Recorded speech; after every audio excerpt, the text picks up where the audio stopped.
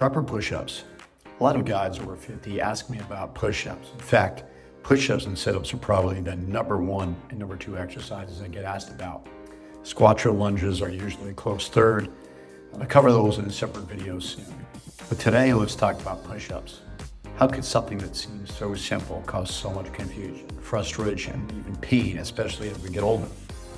Issue one, shoulder issues. The first thing we need to talk about is your shoulders.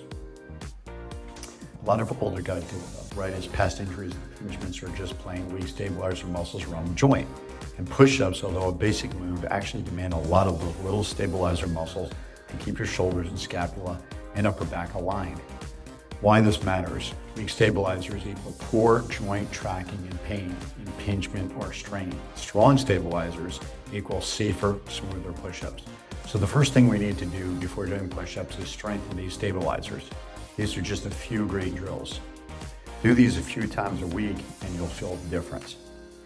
All right, so here I'm using a band to do these rotations forward and then backwards. You can use a cable. You can even use a light dumbbell or a light weight. I'm coming across abduction.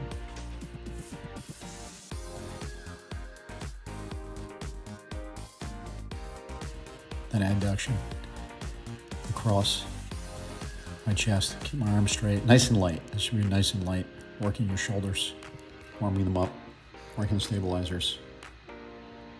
Now I'm just doing basically a shrug where I'm keeping my elbows straight. I'm just dipping with my shoulders. Just my core is tight. I'm staying in a push-up position, but I'm just letting my shoulders come down. Now I'm just using the band again. Again, you can use the cable. And you can just pull, same thing as shrug, so it's the opposite. So instead of up and down, I'm pulling back. Issue two, back sway and speed. Watch your back. A common issue with guys letting their hips sag during push-ups. Not only does this take tension off your core, but it puts unnecessary pressure on your lower back. Keep things tight. Why this matters: hip sag equals anterior pelvic tilt equals low back pain. No core engagement equals full body tension. Keep your abs braced. Squeeze your glutes tight and keep your hips level with your shoulders the entire time. Speed control. Here's another mistake: blasting through push-ups as fast as possible. Listen, it's not a race. I'm as guilty as anyone, and sometimes I catch myself doing the same thing. Racing through the count, just wanting to get the reps in and forget about what I'm really trying to achieve.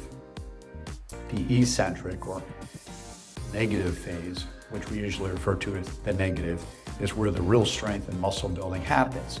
So slow down the negative. Aim for a 2 to 3 second lower, brief pause at the bottom, and drive back up under control.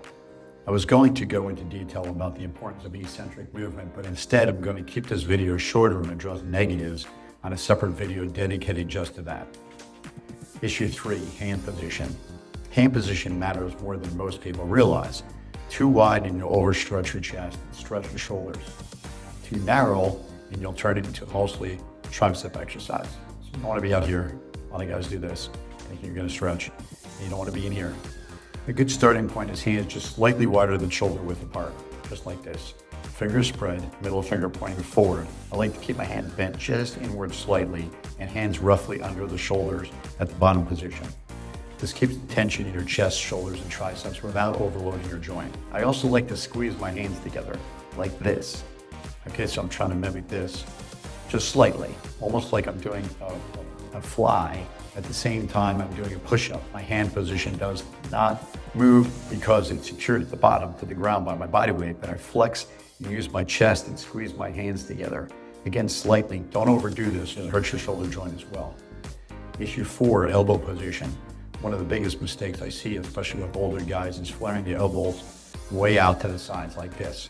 Sure, it stretches your pecs, but it also puts a lot of unnecessary strain on your shoulder joints and rotator cuffs, which most of us don't need more of after 50. But your orthopedic surgeon, he loves this exercise. When you do this too far, I'm kidding, it causes a lot of problems and you'll end up with surgery. Why this matters: wide elbows increase external rotation torque, which is rotator cuff strain. Median position, joint safety, okay, chest activation. Recommendation: I like to keep the elbows at about 45-degree angle from my torso, not glued to my ribs, but not out like the wings either. This is the safest, most balanced position for strong, pain-free push-ups. Issue 5, neck. Traps in scapular position. This can present a real problem for guys over 50, and I hear about it all the time.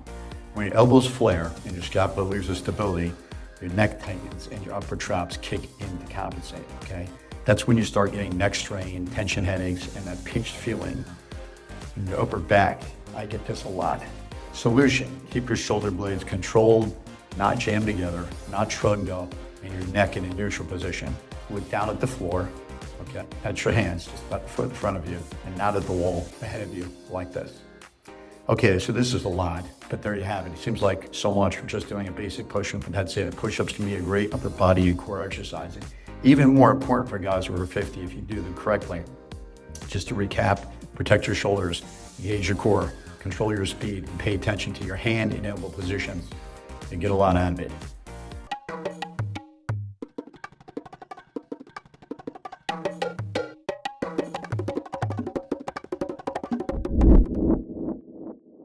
If you enjoyed this video and want to learn more about this topic and more about health, fitness, nutrition, inspiration, and wellness strategies, check out my 2 latest books, Biomatic Body, Fitness Strategies from the Animal Kingdom, and the 16 Elements of Fitness, and my other book, If Inner Fitness, Your Body, the Owner's Manual. The title speaks for itself. If you have a question about fitness, it's probably in this book. They're both available on Amazon.com or linked from our website, www.phrogfitness.com. Thank you.